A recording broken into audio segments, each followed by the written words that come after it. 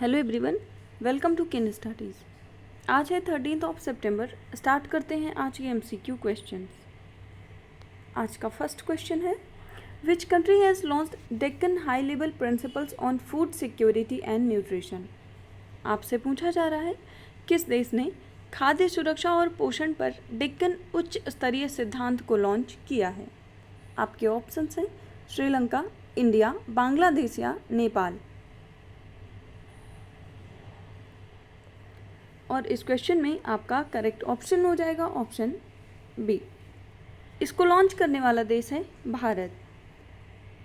इसके बारे में बात करें तो India under its G20 presidency has introduced 2 initiatives that have gained consensus within the G20 agriculture deputies group.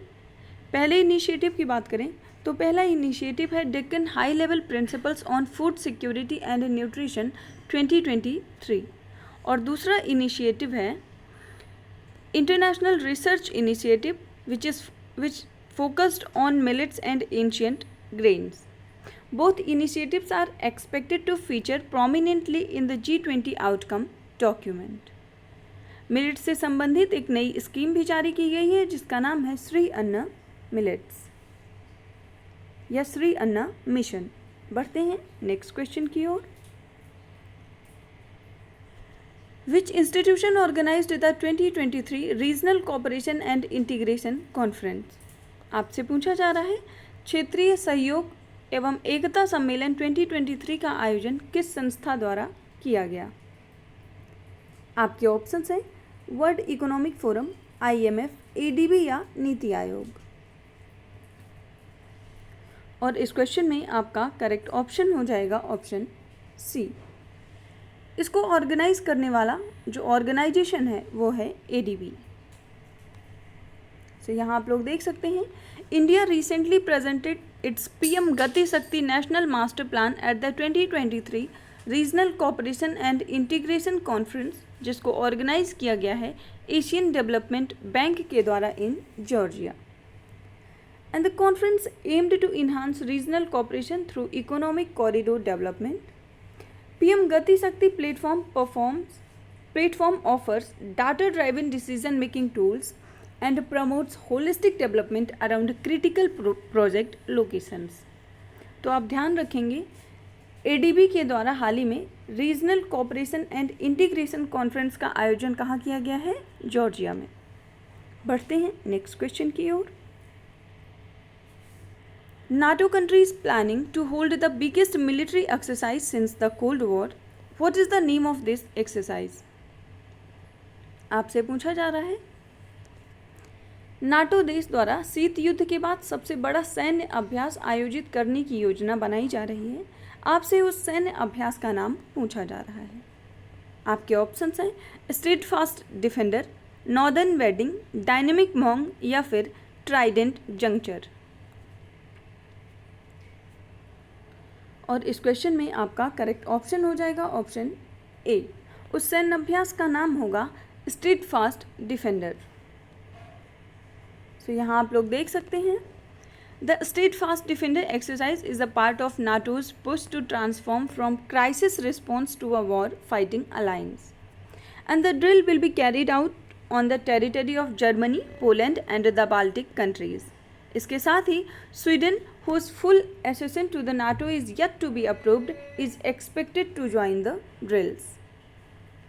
बढ़ते हैं नेक्स्ट क्वेश्चन की ओर।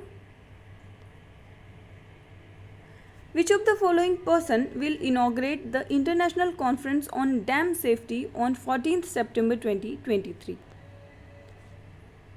आपसे पूछा जा रहा है निम्नलिखित में से किस व्यक्ति द्वारा 14 सितंबर 2023 को डैम सेफ्टी पर अंतर्राष्ट्रीय सम्मेलन का उद्घाटन किया जाएगा। आपके ऑप्शंस हैं प्राइम मिनिस्टर नरेंद्र मोदी, जगदीप धनखड़, अमित शाह या फिर गजेंद्र सिंह शेखावत। और इस क्वेश्चन में आपका करेक्ट ऑप्शन हो जाएगा ऑप्शन बी। इसको इनॉग्रेट करेंगे vice president Jagdeep Dhankhar.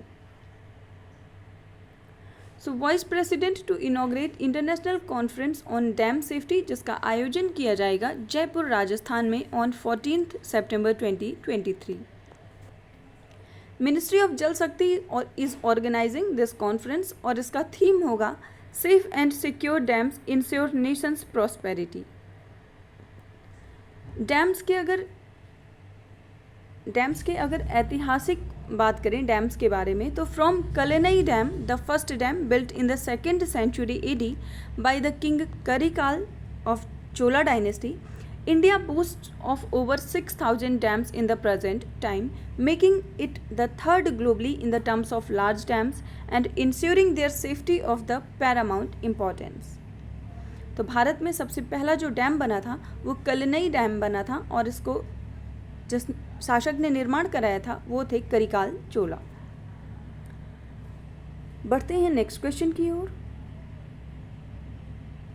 Which of the following countries signed MOU with India to enhance ties in renewable energy, energy efficiency, hydrogen, electricity and grid?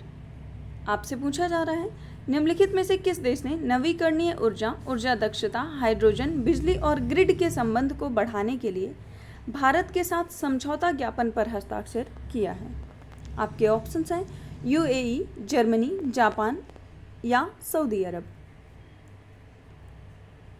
और इस क्वेश्चन में आपका करेक्ट ऑप्शन हो जाएगा ऑप्शन डी। ये समझौता हुआ है भारत और सऊदी अरब के मध्य। So India and Saudi Arab signed the historic comprehensive cooperation agreement in the field of energy और इस अग्रीमेंट का एम है to enhance ties between India and Saudi Arab in renewable energy, energy efficiency, hydrogen, electricity and grid interconnections. इसके साथ ही petroleum, natural gas, strategic petroleum reserves and energy security. तो आप ध्यान रखेंगे एनर्जी के क्षेत्र में जो समझौता हुआ है वो भारत और सऊदी अरब के मध्य हुआ है। बढ़ते हैं नेक्स्ट क्वेश्चन की ओर। इंडिया वन द SAFF अंडर-16 championship by defeating which country? आपसे पूछा जा रहा है भारत ने किस देश को हराकर SAFF अंडर-16 चैंपियनशिप ट्रॉफी जीती है? आपके ऑप्शंस हैं साउथ कोरिया, पाकिस्तान, बांग्लादेश या नेपाल। और इस क्वेश्चन में आपका करेक्ट ऑप्शन हो जाएगा ऑप्शन सी। भारत ने फाइनल्स में हराया है बांग्लादेश को। So India under-16 team won the SAFF under-16 championship 2023 by defeating Bangladesh by 2-0 in the finals. India's under-16 team guided by the head coach Ishfaq Ahmed had finished top of the group A और India ने semifinals में defeat किया था मालदीव को with 8-0। बढ़ते हैं next question की ओर। Who has become the fastest batter to score 13,000 ODI runs? आपसे पूछा जा रहा है निम्नलिखित में से कौन एक दिवसीय प्रारूप में सबसे तेज 13,000 रन बनाने वाले बल्लेबाज बन गए हैं?